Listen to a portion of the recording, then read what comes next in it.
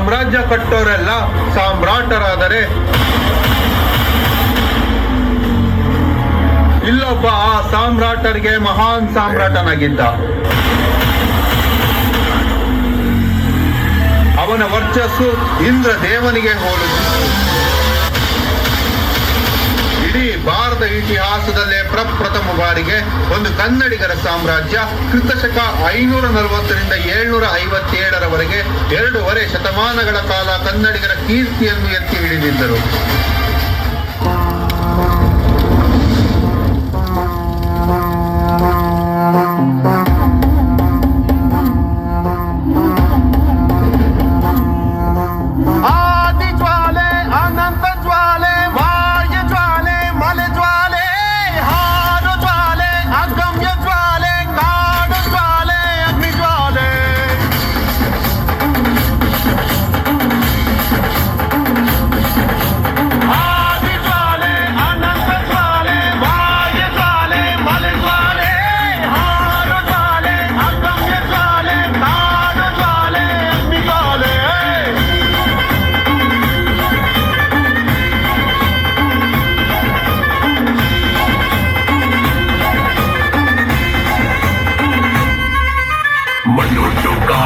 ಮೊದಲೇ ಹುಟ್ಟಿದ ವಂಶ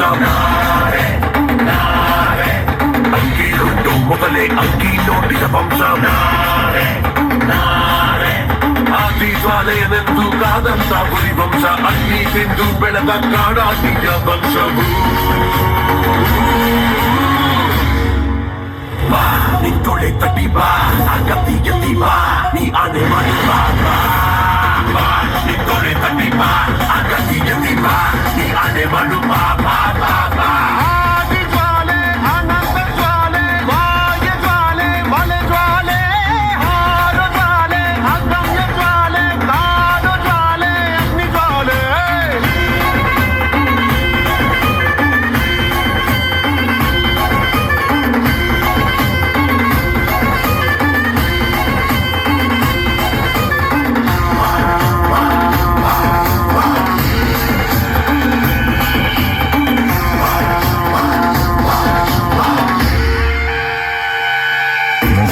ಗವಿಯಲ್ಲಿ ತೋಳಗಳು, ತೋಳಗಳ ದಾರಿಯಲ್ಲಿ ಸಿಂಹ.